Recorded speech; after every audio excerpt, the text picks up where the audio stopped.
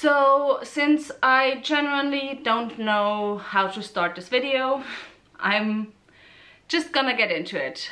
I originally for today, after not uploading quite a long time, I wanted to finally upload something again. I've been moving, I've been working a lot, uni has started back up. And so I filmed my November TBR, and it was cheerful and it was happy and it was talking about my plans for reading for the next month, and I don't want to upload it.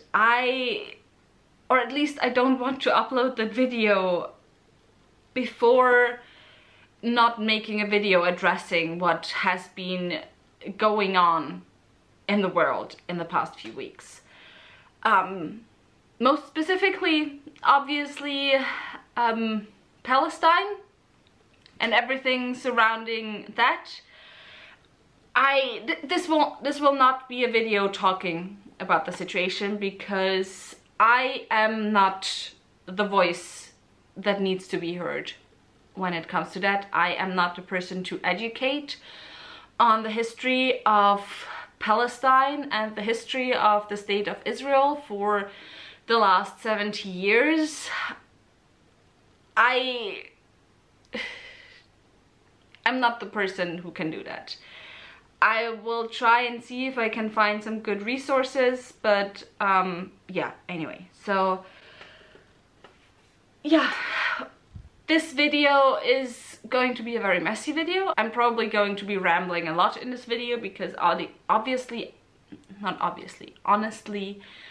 I do not know how to talk about my feelings, about everything that's going on. I don't know how I can talk about these things without taking too much space myself right now and taking too much space for my own feelings, because it currently feels like that's the only thing that I can talk about with any amount of confidence, to be honest. But yesterday I went to the World Press exhibition, and for anyone who does not know, the World Press competition is a competition where different journalistic photographers send their images, and every year they get prizes, and every year the pictures get more and more terrible. And when you look at the catalogs from the exhibitions from the past 20+ years, every single year the video that wins is from war, from terror, from humanitarian crises. And I personally, because I know what these exhibitions do for me, enjoy is the wrong word. I do like going to these exhibitions, and I think if you're a similar person to me, those exhibitions can help you a lot in understanding what is going on in the world, because they make you aware of conflicts and of crises that I oftentimes wouldn't become aware of otherwise, because there's no space in the media, because space isn't taken for these crises in the media, because they're seen as, you know, less important than some other crises. And for me, luckily, even if there's a lot of things that I don't get via Austrian media, I have built myself an online bubble where I follow a lot of very international people, where I become aware of a lot of things regardless. But if perchance there's some stuff left that I'm still not aware of, I usually become aware of that stuff at the World Press exhibition. But it's just, it's this perverted situation, this perverted feeling going to these exhibitions and going to this exhibition. It's the same with scrolling on Twitter right now, the same feeling that I get with scrolling on Twitter right now, where I am a person, not just internationally via living in the global north, but also within my own community. I don't have to care. I in a lot of cases I could care less and it wouldn't touch my life at all. And so I'm not going to say me because I know I'm not the type of person, but people like me, people looking like me, can go to these exhibitions and be sad at the horrible things happening in the world around us, and then go back home, make dinner, and not think about them anymore. And it doesn't matter. It doesn't make a difference to our lives, because, or we can choose that it doesn't make a difference to our lives. And so with everything that's been going on, not just in Palestine, but I haven't gotten around yet to looking at the article, but there's also a lot of stuff going on in Sudan since earlier this year as well. I mean, I do know the stuff about earlier this year, but there's something more acute, I guess you could say, going on as well right now. And it's not just Palestine. Palestine is the thing, obviously, that's the most on my mind right now, because that's the thing that's most talked about. But it's just, it's so sick, because even with the things that we can do, I feel so powerless. Full transparency, I live in Austria. You probably all knew that already. I live in one of the 14 states in the world that voted against a ceasefire at the UN,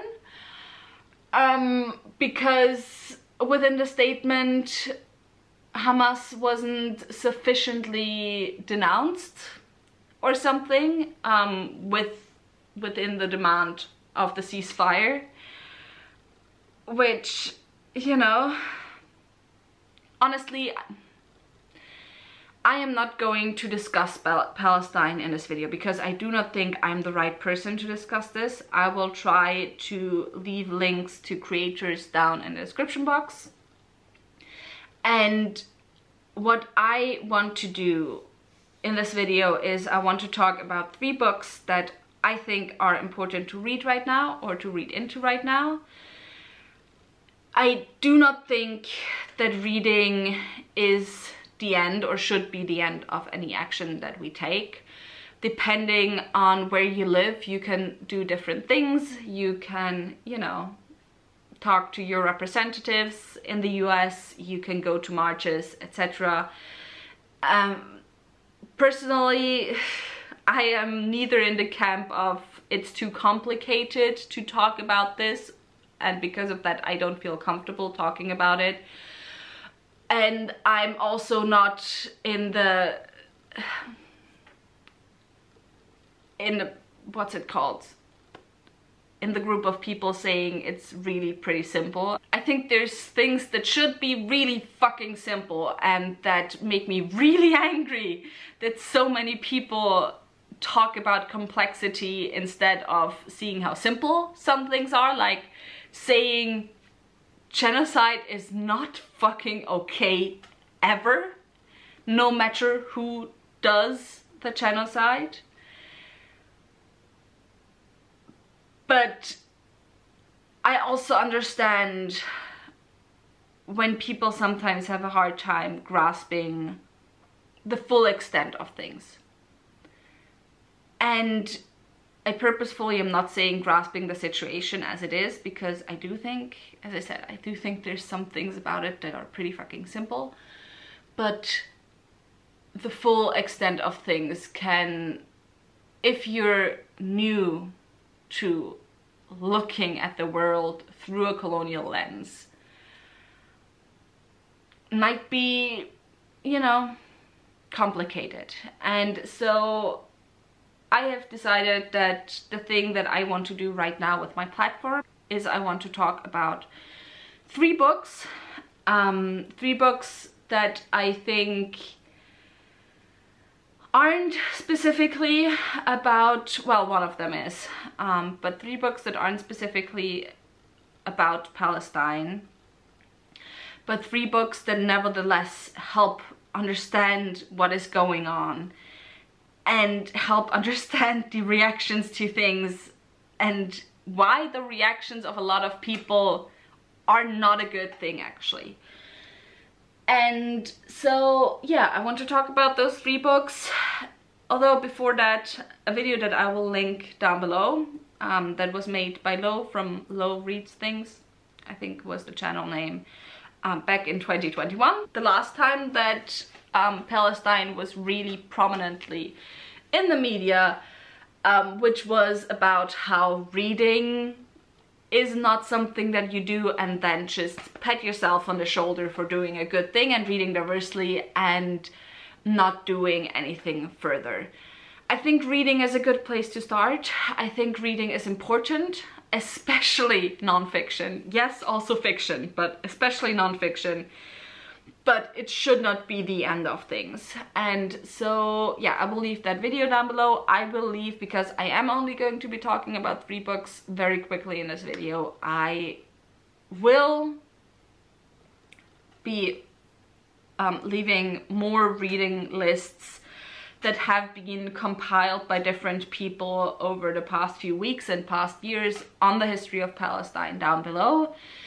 I am not willing to discuss the matter with anyone in any way, shape or form on this video, to be honest.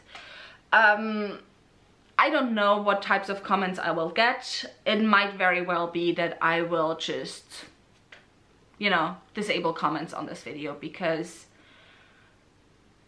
in this aspect I'm just right now I'm not willing to put myself and to put others through the mess that might be this comment section, and through people trying to justify why some people deserve to be killed. Just plainly saying it. So yeah, I'll see how I'll act with the comment section, but now let's get through the books. The first book is one that has been on pretty much every single reading list. It's a non-fiction, and that is Orientalism by Edward Said. I have not fully read this yet. I'm still working my way through it. Edward Said himself was Palestinian. He wrote this in 1978, and what this book is it's talking about kind of the history of the concept of Orientalism within the West, and how the West views this region of the world that it dubbed the Orient. And it talks about white supremacy, it talks about othering certain people, and it's incredibly poignant, it's incredibly important. I think it's also important to read for readers, especially for everyone literally, but especially for readers, because Edward Said comes from the field of literature studies and culture studies and media studies, so that is the lens through which he approaches things, which also, by the way, a book that I haven't even started yet, Culture and Imperialism, talks more so about media. This one not necessarily always directly talks about media, but yeah, so incredibly important books to read. Edward Said is someone to definitely look out for. Then the next book I have not read yet. I have ordered this, but I was not able to get it yet, and it's Minor Detail by Adania Shibli. This book was published in, I think, 2016 or something, and it was translated into English in 2020. This is literary fiction, and it follows kind of 2 different timelines, I think. On the one hand, we have the story of a girl who in 1949, a year after the Nakba, was raped, killed and buried in an unmarked grave by Israeli soldiers. And on the other hand, we have the story of a woman in the present who kind of becomes very obsessed with this minor detail in history, which is where the title comes from. And it talks about the Palestinian occupation, life, war, terror, and so on. As I have said, I have not read it yet. I do, however, still think that it's important to read. And I think it's a sign of protest to read it because there was this very enjoyable, fun little thing at the Frankfurter Buchmesse, so the book fair in Frankfurt, last week or 2 weeks ago, I don't know, where the author should have been given a prize. So the author was supposed to be given a prize, but I don't know what to call it, the prize giving, English is hard right now because I'm too angry and I'm too frustrated, but anyway, was cancelled because the author is from Palestine. Of course there were other excuses given, like, oh no, the organization who does it just, you know, wanted to do it sometime else. But yeah, basically Palestine wasn't given a voice at the Frankfurter Buchmesse because they wanted to protect the Jewish and Israeli voices at the Frankfurter Buchmesse. However, at the same time, they neglected to once again deny right-wing publishers a space at the Frankfurter Buchmesse, because we all know those people are so incredibly safe for people of the Jewish faith or people who are ethnically Jewish. So, peak logic. Truly, peak logic. Anyway, fuck Frankfurter Buchmesse, like truly from the bottom of my heart. The last book that I want to talk about is a book that actually I have read fully, and it's a book that I've been leafing through again recently, or since a few days ago, because, I don't know, maybe I was trying to find an understanding of why it's so easy for those same people who cry for some lives to denounce the humanity of other people and to show complete callousness over the loss of some lives. And the book that I'm talking about is Necropolitics by Achille Mbembe, who is an author from, I believe, Cameroon. This book does also talk about briefly the history between Palestine and Israel in the context of how victims become executioners. And however, it is not as a whole about Palestine. It is more so about colonialism, about biopower, it's about necropolitics, it's about how death, or the different forms of death, are resistance, but also are what is, or what marks the sovereignty of one people over another. And it's incredibly hard to explain what this book is about, but as you can see, when I read it, I tabbed quite a bit of it. I also uploaded a few quotes on Twitter today, so if you want just a few quotes of what this is about, I will leave that tweet or that thread link down below as well. I think it's a hard book to get through. It's a very dense book. It's actually not a book, it's a series of essays, or a collection of essays by Achille Mbembe. But yeah, and since I do not know how to end this video, and I do not want to do my usual ending spiel, I am just going to leave you with the starting quote of the essay Necropolitics, which obviously is in this collection, Necropolitics, and I will leave you to think on that. And so, yeah. The ultimate expression of sovereignty largely resides in the power and capacity to dictate who is able to live and who must die. To kill or let live thus constitutes sovereignty's limits, its principal attributes. To be sovereign is to exert one's control over mortality and to define life as the deployment and manifestation of power.